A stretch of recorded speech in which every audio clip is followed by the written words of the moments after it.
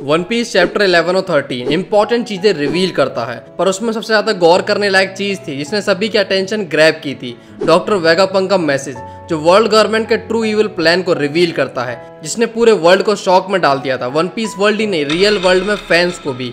और वो मैसेज था, our world is going to sink in the ocean. जब सभी को लग रहा था कि एगेड पे और कुछ ज्यादा बवाल देखने को नहीं मिल सकता है, तभी डॉक्टर वेगापंक ने सभी को हिला देने वाला सीक्रेट को सामने रख दिया। अब इस सीक्रेट को छुपाने के लिए एगेड पे एल्डर्स पूरा जोर लगा रहे थे, पर अब वो सामने आ चुका है। तो आज की इस वीडियो में हम इसी के बारे में जानेंगे। ये होगा कैसे, क्या ये प्री प्लान था, हम ही लोग इसे नहीं देख पाए, या फिर हिस्ट्री खुद को फिर दोहराने वाली है। सबसे इंटरेस्टिंग चीज तो ये है कि रॉजर पायरेट इसके बारे में पहले से जानते थे। अब ये कैसे, इस वीडियो में तुम्हें सब कुछ पता चलेगा।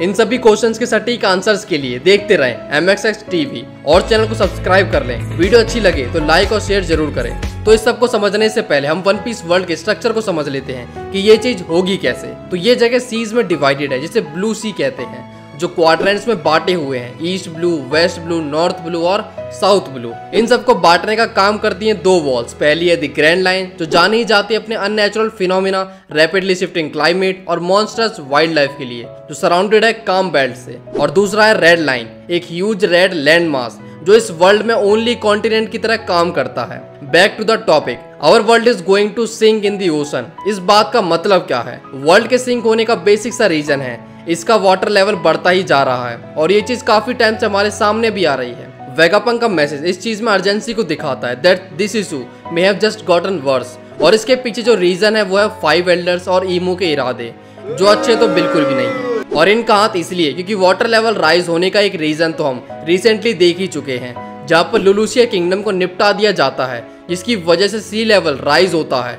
और ऐसे ही रेकलेसली डेंजरस वेपन का यूज करके ईमू की ग्रेट क्लींजिंग सी वाटर बढ़ाती ही जाएगी।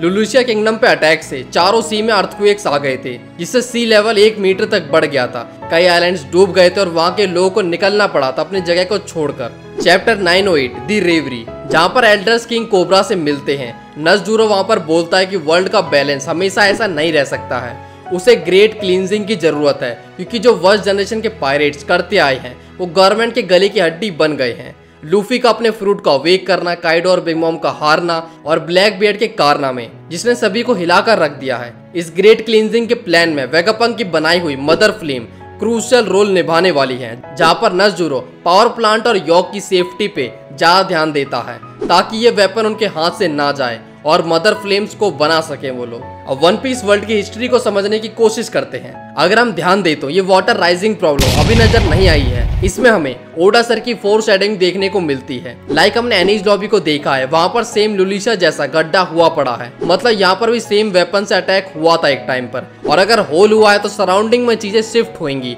बाकी नोटिस करने वाली चीज ये है कि एंशिएंट किंगडम और सिटीज सभी हाइट पे बिल्ड हैं, लाइक वाटर 7 जहाँ पर लेवल बढ़ता ही जा रहा है और सिटी ऊपर की ओर बढ़ती जा रही है, और वानो को पूरा क्लोज किया हुआ है। इसी के साथ साथ आधा वानो पानी के अंदर है, और सारे इंपॉर्टेंट प्लेसेस हमें हाई ग्राउंड्स पे ही देखने को मिलते हैं, खासकर मरिजुआ। मतलब पूरा वन पीस वर्ल्ड डूब भी गया तब भी मरिजुआ के लोग मजे में होंगे। जब हमें पहली बार 1089 में सी वाटर राइजिंग के बारे में पता चलता है, सो इसने यहाँ पर एक कैटलिस्ट की तरह काम किया था, उस इन्फॉर्मेशन को ट्रिगर करके जिसे हमसे छुपाया जा रहा था, जो हमें पास्ट में हुए सेम इवेंट से फेस कराता है। वन पीस में ऐसे बहुत सारी लोकेशन है जिन्हें देखकर इजीली पता किया जा सकता है कि वो हाई फ्लड कंडीशन से बचने के लिए बनाई गई हैं, जैसे कि अलुबारना जो आराबास्टा के नॉर्थन पार्ट में है और हाई ग्राउंड पे बनाया गया है। अब ये कोई न्यूली बनाई हुई जगह नहीं है, किंगडम ऑफ आराबास्टा 4000 सालों से एग्जिस्ट करता है। इसी के साथ लिंक जगह है वाटर 7।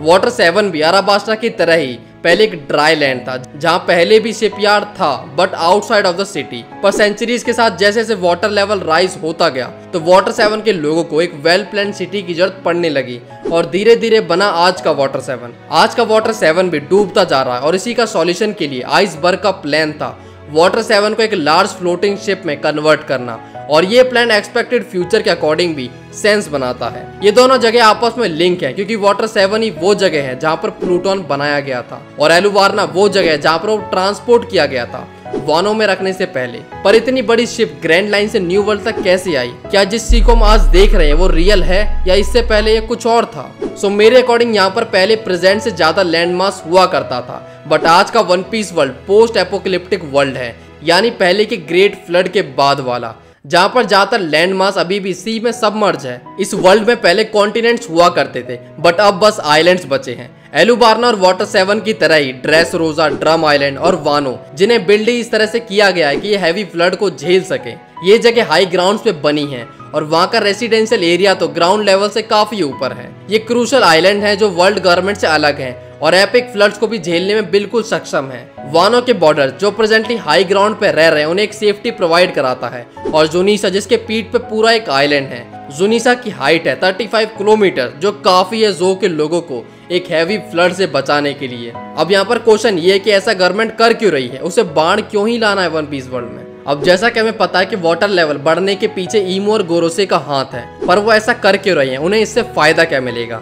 दुनिया को डुबाकर क्या ईमो पेपर बोट चलाएगा अपने बच्चों को खुश करने के लिए? ऐसा तो नहीं होना चाहिए। तो जैसा कि रेवरी आर्क में पहली बार हमें ग्रेट क्लींजिंग के बारे में पता चला था और अब वो एगहेड में आगे क्लियर हुई थी कि ग्रेट क्लींजिंग का मतलब था क्या। तो जिस तरह डेल फ्रूट यूजर रैम्पेज पे हैं, एक दूसरे के साथ लड़ रहे हैं और वर्ल्ड में स्टेबिलिटी को बिगाड़ने के साथ ये चीज गवर्नमेंट को भी अफेक्ट कर रही है, क्योंकि इस सब में उनके सीक्रेट्स भी सामने आ रहे हैं। तो ये तो उन्हें बिल्कुल भी नहीं चाहिए था। मल्टीपल डेल फ्रूट यूजर्स की जब सेम टाइम पर अवेकनिंग हो रही है और उनके वाइल्ड जाने की वजह से परमानेंट डैमेज पहुंच रहा है, लाइक जैसा मल्टीपल आइलैंड्स पे देख सकते हैं कि डेल फ्रूट यूजर क्या हाल कर सकते हैं।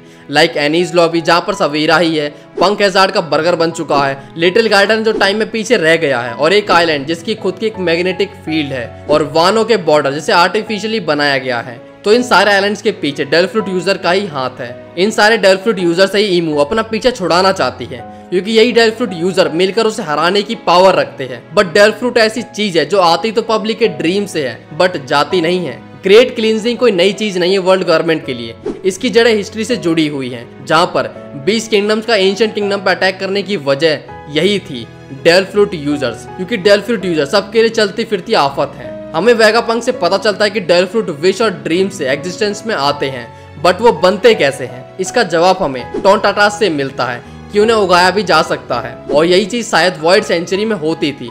डेल फ्रूट्स को उगाना, या कहो ड्रीम फ्रूट्स को उगाना, जो लोगों की खुशियों की वजह थे। और प्रोबेबली इनिशियल डीक्लेन मेंबर्स जो स्ट्राइड्स पहनते थे वो फ्रूट्स को हार्वेस्ट करते थे, जो लोगों की विश पूरी किया करते थे। और ऐसा होने में बताने की जरूरत तो बिल्कुल भी नहीं है कि ईमू जैसे लोग जो खुद को गॉड समझते हैं वो तो चिढ़ेंगे ही इनसे, क्योंकि लोगों के ड्रीम और खुशियों की वजह वो नहीं है, बल्कि कुछ कॉमनर्स है जिन्हें फ्रूट्स उगाना आता है। The ability to grant wish ये गॉड से छीन कर उन्होंने अपने हाथों में ले ली है। और इन ड्रीम फ्रूट्स की वजह से ईमू को फाइनल स्टेप यानी ग्रेट क्लींजिंग उठाना पड़ा, ताकि वो इनसे छुटकारा पा सके। और इस फ्लड के पीछे जो ग्रेट वॉर हुई उसमें कॉमनर्स यानी डीक्लेन वालों को हार का सामना करना पड़ा। और इस दौरान जो लोग बच गए थे उन्होंने अलग अलग जगह जाकर फ्यूचर को फिर ऐसा किसी इवेंट से बचाने की तैयारी की।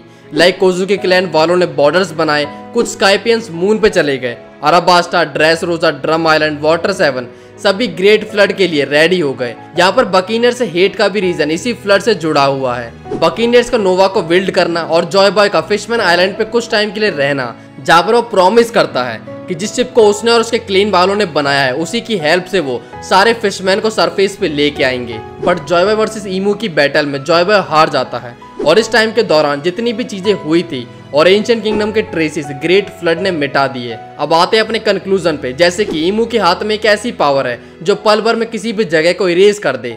अब वो एंशिएंट वेपन पावर है मदर फ्लेम फ्यूल के साथ या फिर कुछ और है, बट इस वेपन को यूज करने के कॉन्सिक्वेंसेस हैं। जहां पर इसका यूज होता है वहां पर परमानेंट गड्ढा हो जाता है, और इसी की वजह से वाटर लेवल बढ़ता ही जा रहा है। और एगेड पे नज़ुरो मदर फ्लेम के साथ कुछ भी छेड़छाड़ नहीं चाहता है। हमने देखा कि कैसे वो सब कुछ करना चाहते थे वेगापंक को ढूंढने के लिए, बट स्टिल वो उस जगह और यॉर्क को बचाए रखना चाहते हैं ताकि ये वेपन उनके हाथों से ना छूटे। तो एगेड की टेक्नोलॉजी के साथ वो और ज्यादा मदर फ्लेम को बना सकते हैं और रेबेलियस को मारने के लिए उसके कंटिन्यूस यूज से वाटर लेवल रैपिडली राइज होगा। और इस चीज से बचाए रखने के लिए सभी ने अपनी अपनी तैयारी की हुई है। जैसे कि हम रॉजर पायरेट में 2 लोगों को अब तक देख चुके हैं, रेली और क्रोकस, और दोनों ही लोग किसी ना किसी तरह से पानी से सेफ हैं। एक ने वेल को ही अपना घर बना रखा है और दूसरे ने शिप कोटिंग की आर्ट को मास्टर किया है।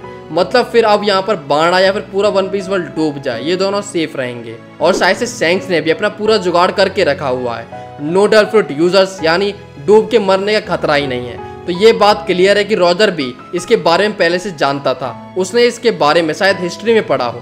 पर यहाँ पर लूफी का क्या रोल है? जैसा कि हम जानते हैं कि लूफी फिशमैन आइलैंड को डिस्ट्रॉय करने का रीजन बनेगा। तो फिशमैन आइलैंड का डिस्ट्रॉय होना यानी कि उसके ऊपर की रेड लाइन का खत्म होना, रेड लाइन जो इंडिस्ट्रक्टिबल है, उसको डिस्ट्रॉय करने का बस एक ही तरीका है, to use a particular ancient weapon यानी प्लूटोन। पर जब रेड लाइन डिस्ट्रॉय होएगी तब भी तो वाटर लेवल ड्रास्टिकली राइज होगा ही ना। तो अब वो ईमू की वजह से बढ़े या फिर लूफी और प्लूटोन की वजह से, यहाँ पर वन पीस वर्ल्ड के डूबने के चांस तो पक्का हो रहे हैं।